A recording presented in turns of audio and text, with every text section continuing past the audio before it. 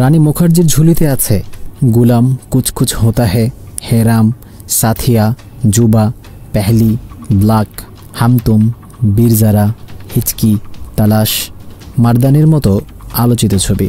অভিনয় জীবনে ৩০ বছর পার করার পর অবশেষে সেরা অভিনেত্রী হিসেবে জাতীয় পুরস্কার জয় করলেন রানী। জাতীয় পুরস্কার যে কোনো শিল্পীর জন্য অনেক বড় সম্মানের বিষয়, তাই জাতীয় পুরস্কার জয়ের খবরে ভীষণই উৎফুল্ল এই অভিনেত্রী। এক বিবৃতিতে অভিনেত্রী বলেন, মিসেস চ্যাটার্জি ভার্সেস নরওয়েতে অভিনয়ের জন্য জাতীয় পুরস্কার জয় করে আমি আপ্লুত, অভিভূত। আমার ৩০ বছরের অভিনয় জীবনে এটা প্রথম জাতীয় পুরস্কার। একজন শিল্পী হিসেবে আমি ভাগ্যবান যে কিছু অভিনব সিনেমায় কাজ করতে পেরেছি। এইসব ছবির জন্য আমি সবার অফুরান ভালোবাসা পেয়েছি।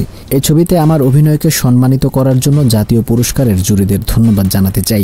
এই মুহূর্তটা আমি আমার ছবির পুরো দল, প্রযোজক নিখিল আদভানি, মনীষী ও মধু, পরিচালক অসীমা ছিব্বারের সঙ্গে ভাগ করে নিতে চাই। এই স্বীকৃতি আমার ৩০ বছরের কাজ আর কাজের প্রতি আমার নিষ্ঠার প্রমাণ। ২০২৩ সালে মুক্তি পেয়েছিল মিসেস চ্যাটার্জি ভার্সেস নরওয়ে। সত্য ঘটনার আধারে নির্মিত ছবিটি শুধু সমালোচক নয়, সিনেমা প্রেমীদের এক অন্য স্বাদ দিয়েছিল। বিশেষ করে স্বতঃস্ফূর্ত ও আবেগময় অভিনয় দর্শকদের হৃদয় জয় করেছিল। এক মায়ের যন্ত্রণা, অসহায়তা, সাহস, আত্মত্যাগ ও অদম্য জেদকে পর্দায় তুলে ধরেছিলেন তিনি। এই পুরস্কারকে তাই সারা দুনিয়ার মাকে উৎসর্গ করেছেন রানী।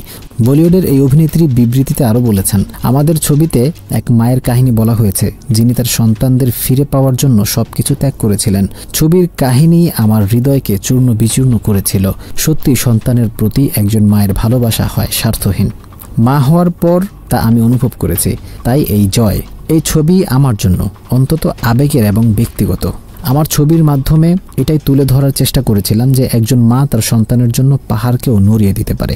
একজন মাই পারেন দুনিয়াকে এক সুন্দর জায়গা হিসেবে গড়ে তুলতে। রানী তার এই সাফল্য ভক্তদের সঙ্গে ভাগ করে নিতে ভুলেননি। অনুরাগীদের ধন্যবাদ জানিয়ে বলেছেন, সারা দুনিয়ায় আমার যত অনুরাগী আছেন তাদের আবারও ধন্যবাদ জানাই। আমার ৩০ বছরের ক্যারিয়ারে তারা আমাকে নিরলসভাবে সমর্থন করে এসেছেন।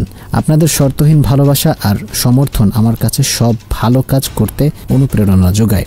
আপনারা আমাকে সব ধরনের চরিত্রে ও কাহিনীতে আপন করে নিয়েছেন, আর আমার জন্য এটা অনেক বড় বিষয়।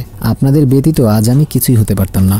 ১৯৯৬ সালের বাংলা সিনেমা বিয়ের ফুল দিয়ে অভিনয় জীবন শুরু করেছিলেন রানী। এই ছবির পরিচালক ছিলেন তার বাবা রাম মুখোপাধ্যায়। একই বছরে মুক্তি পেয়েছিল তার প্রথম বলিউড ছবি রাজা কি আয়েগি বারাত। সামনে শাহরুখ খানের সঙ্গে কিং ছবিতে আসতে চলেছেন রানী। এছাড়া মারদানির তৃতীয় কিস্তিতে তাকে দেখা যেতে পারে।